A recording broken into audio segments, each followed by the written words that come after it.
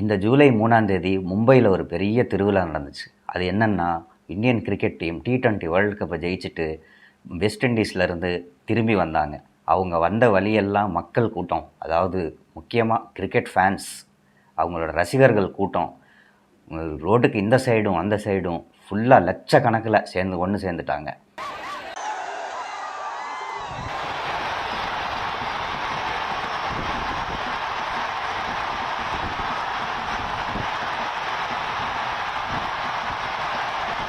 சரி, இது நடந்து 2 நாள் ஆகுது. இப்போ என்னத்துக்கு நீ இந்த வீடியோவை தூக்கிட்டு வந்திருக்கேன்னு நீங்கள் கேட்குறது என் காதில் விழுகுது. அதாவது அந்த சந்தோஷத்தில் நானும் கொஞ்சம் பங்கு எடுத்துக்கிட்டேன். அதாவது அந்த ஆரவாரத்தில் அந்த விழாவில் சிறப்பிக்கலான்ட்டு நானும் கொஞ்சம் சந்தோஷமாக இருந்துட்டேன். அதனால தான் வீடியோ லேட்டு, தப்பாக எடுத்துக்காதீங்க. ஓ, விழாவை சிறப்பித்தாயா? இப்பொழுது உன் விழா எலும்பை நான் சிறப்பிக்கிறேன். பார்பேடோஸில் இருக்க கென்சிங்டன் ஓவல் அப்படின்ற இந்த ஸ்டேடியமில் நடந்த ஒரு சந்தோஷமான விஷயம். இதை இந்திய மக்கள் என்றைக்குமே மறக்க மாட்டாங்க. என்ன காரணம் அப்படின்னா, அங்கே தான் சவுத் ஆஃப்ரிக்கா இந்தியாவோட ஃபைனல் மேட்ச் நடந்துச்சு.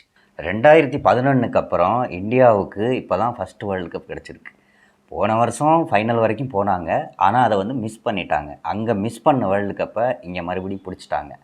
ஃபஸ்ட்டு பேட்டிங்கை சூஸ் பண்ண இந்தியா 176 ரன்னு 7 விக்கெட் இழப்புக்கு எடுத்திருந்தாங்க.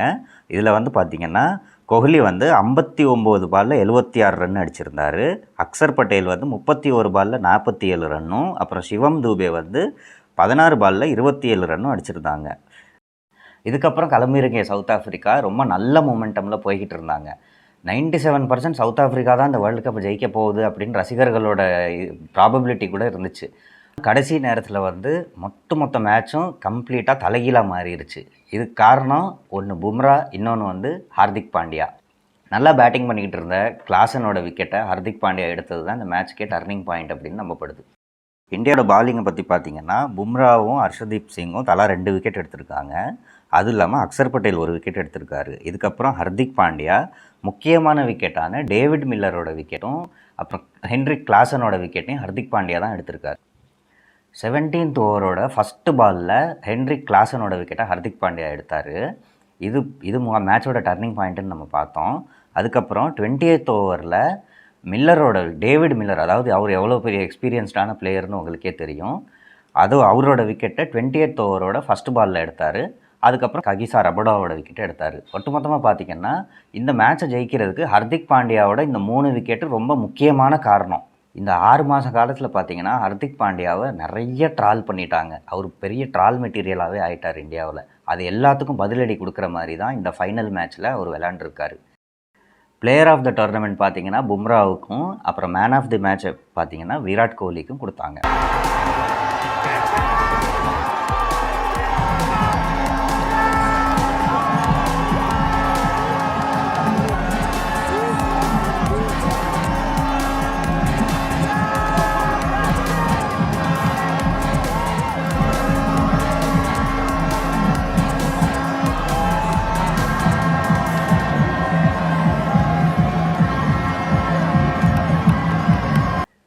சரி, இவ்வளோ நேரம் நம்ம இந்த செலிப்ரேஷன்ஸ் எல்லாம் பார்த்தாச்சு. இந்தியா இப்போ வரைக்கும் 4 வேர்ல்டு கப் வாங்கியிருக்கு. சரி, ஓகே, இந்த கிரிக்கெட்டு எப்படி இந்தியாவுக்குள்ளே வந்துச்சு? ஏன்னா கிரிக்கெட் இங்கிலாந்து கண்டுபிடிச்ச கேம். இது எப்படி இந்தியாவுக்குள்ளே வந்துச்சு? இதை பற்றி நம்ம பார்க்கலாம் வாங்க. நான் உங்கள் ஏஆர், இது ஏஆர்ஸ் இன்ஃபோ பிளாக். வெல்கம். இந்தியாவுக்கு கிரிக்கெட் எப்படி வந்துச்சு அப்படின்றத பார்க்குறதுக்கு முன்னாடி நம்ம கிரிக்கெட் எப்படி உருவானுச்சுன்றதை பற்றி தெரிஞ்சுக்குவோம். இந்த கிரிக்கெட் அப்படின்ற ஸ்போர்ட்ஸ் இங்கிலாண்டில் 16th செஞ்சுரியில் தான் உருவாகிருக்கு. இந்த கிரிக்கெட்டுன்ற ஸ்போர்ட்ஸ் குளோபலாக ஒரு ஸ்போர்ட்ஸாக அஃபிஷியலாக எஸ்டாப்ளிஷ் ஆனது 18th 19th செஞ்சுரியில் தான் எஸ்டாப்ளிஷ் ஆகிருக்கு. கிரிக்கெட்டோட ஃபஸ்ட்டு அஃபிஷியல் இன்டர்நேஷ்னல் ஃபார்மேட் அப்படின்னா டெஸ்ட் மேட்ச். இது 1877 தான் முதல் விளாண்டாங்க. உலகத்திலேயே ஃபுட்பாலுக்கு அடுத்து அதிகமான ரசிகர்கள் கொண்ட ஸ்போர்ட்ஸ் அப்படின்னா அது கிரிக்கெட்டு தான். கிரிக்கெட் ஆரம்பத்தில் இந்தியாவில் பிரிட்டிஷ்காரவங்க அவங்களோட பொழுதுபோக்குக்காக விளாண்டுக்கிட்டு இருந்தாங்க. அதுக்கப்புறம் பார்த்திங்கன்னா இந்த ஜமீன்தாருங்களும் பிரிட்டிஷ்க்கு சப்போர்ட்டாக இருக்கிற மன்னர்களும் அவங்களோட இன்னும் கொஞ்சம் நெருக்கத்தை உருவாக்கிக்கலாம் அப்படின்றதுக்காக இந்த மன்னர்களும் அவங்களோட வாரிசுகளும் இதை விளையாட ஆரம்பித்தாங்க. இதனால் அவங்களுக்கு பிரிட்டிஷ் கூட ஒரு நெருக்கம் ஏற்பட்டுச்சு. ஆரம்பத்திலருந்தே இந்தியாவில் கிரிக்கெட்டை ஒரு லக்ஸரியான ஸ்போர்ட்ஸாகவே பார்த்துருக்காங்க. இது வெறும் பணக்காரவங்களும் ஜமீன்தார்களும் மகாராஜாக்களும் விளையாடுற மாதிரியான கேமாகவே இருந்திருக்கு. இதனாலவே பார்த்திங்கன்னா ஃபாதர் ஆஃப் இந்தியன் கிரிக்கெட் அப்படின்னு சொல்லப்படுற ரஞ்சித் ஜி சிங் அப்படின்றவரே ஒரு மகாராஜா, நவாநகரோட மகாராஜா இவர்.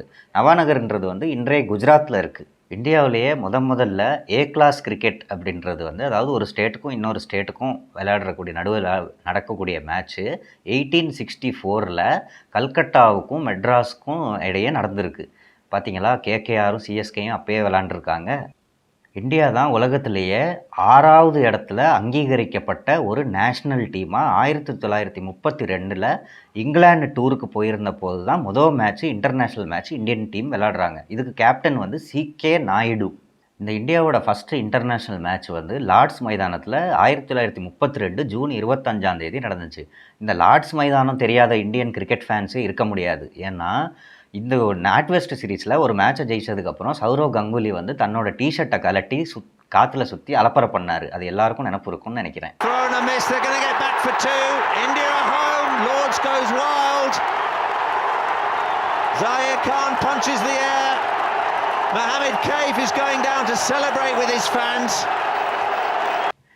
இந்தியாவில் வந்து கிரிக்கெட் வந்து கிட்டத்தட்ட மதத்துக்கு நிகராக பார்க்குறாங்க.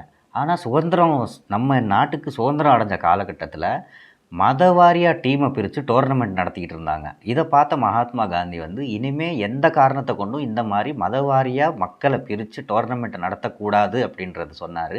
அது மட்டும் இல்லாமல் இந்தியர்கள் விளையாட்டுக்கு கூட மதசார்பாக பிரிக்கப்படக்கூடாது அப்படின்றது தான் காந்தியோட நோக்கம். இது வந்து அரசியலுக்கும் பொருந்தும். என்னிடம் வராதீர்கள் தம்பிகளே, வகுந்து விடுவேன், எழுத்தாணியை சங்கிலே குத்தி விடுவேன், செல்லுங்கள் தோழர்களே.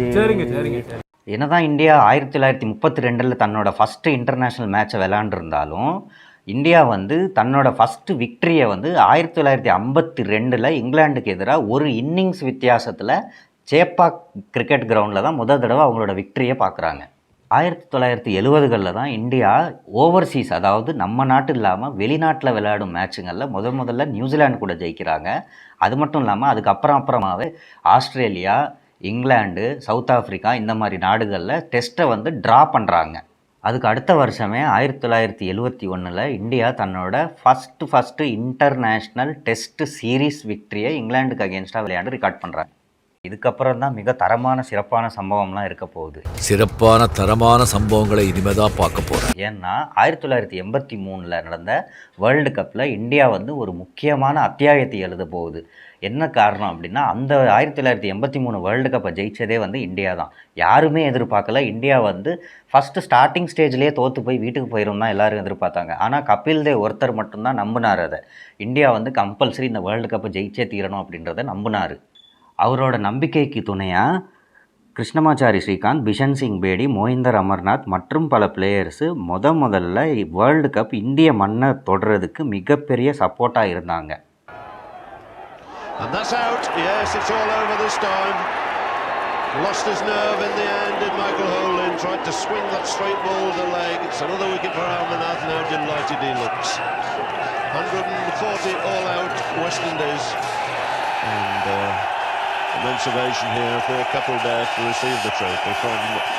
இந்தியாவோட இந்த வேர்ல்டு கப் விக்ட்ரி தான் வந்து இந்தியாவில் இருக்க பல யங்ஸ்டர்ஸை கிரிக்கெட்டில் வர்றதுக்கு ஒரு இன்ஸ்பிரேஷனாக இருந்துச்சு. அது மட்டும் இல்லாமல் இப்போ நம்ம ஜாம்பவான்களாக எண்ணப்படுற சௌரவ் கங்குலியாக இருக்கட்டும், சச்சின் டெண்டுல்கர், ராகுல் டிராவிட், விவிஎஸ் லக்ஷ்மண், வீரேந்தர் சேவாக், பேர் விட்டுருந்தா கோச்சுக்காதீங்க. இவங்க எல்லாருமே அந்த வேர்ல்டு கப்பை பார்த்து அதில் இன்ஸ்பயர் ஆகி கிரிக்கெட்டுக்குள்ளே வந்தவங்க தான் இவங்கெல்லாம்.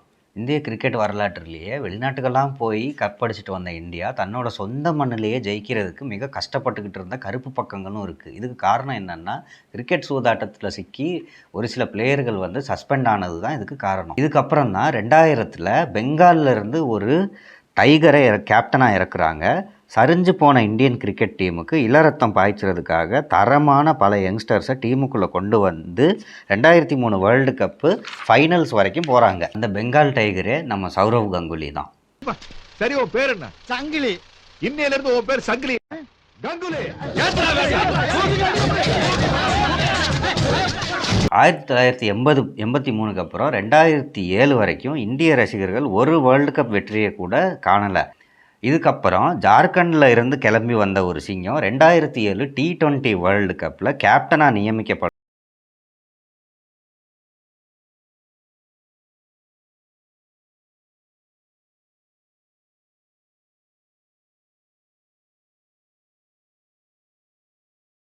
4 வருஷம் வேர்ல்டு கப்பில் வெறும் ஏமாற்றத்தை மட்டும் பார்த்திருந்த ரசிகர்களுக்கு 2007 T20 வேர்ல்டு கப் ஒரு விருந்தா அமைஞ்சிச்சு. In the air, Sreesanth takes it. India win. Unbelievable scenes here at the Bull Ring. Jeff Lawson can't believe it. The Pakistan players stunned. And India would believe they've got out of a corner. Misbah-ul Haq doesn't want to leave the field. But what a match for a 2020 final. India கண்ணா 2 லட்டு தின்ன ஆசையா அப்படிங்கிற மாதிரி 2011 மறுபடியும் world cup நம்ம சொந்த மண்ணிலேயே ஜெயித்தாங்க. இந்த 2 world கப்பும் ஜெயிக்க காரணமாக இருந்த அந்த சிங்கம் நம்ம தலை தோனி தான். அவரை பற்றி நான் சொல்லி தான் நீங்கள் தெரிஞ்சுக்கணும்னு இல்லை. Dhoni finishes off in style. A magnificent strike into the crowd. India lift the World Cup. After 28 years, the parties start in the dressing room, and it's an Indian captain who's been absolutely magnificent in the night of the final. 2011 world cup நம்ம God of கிரிக்கெட்டான Sachin டெண்டுல்கருக்கு dedicate செய்யப்பட்டது. ஏன்னா அவர் இப்போ வரைக்கும் எத்தனையோ world கப்பில் பங்கேற்று விளாண்டுருக்காரு. ஆனால் ஒரு தடவை கூட அவருக்கு அந்த வேர்ல்டு கப்பை தொடர்றதுக்கான வாய்ப்பு கிடைக்கல. தான் அவர் முதலும் கடைசியுமாக பங்கேற்று விளையாண்டு ஜெயித்த வேர்ல்டு கப்.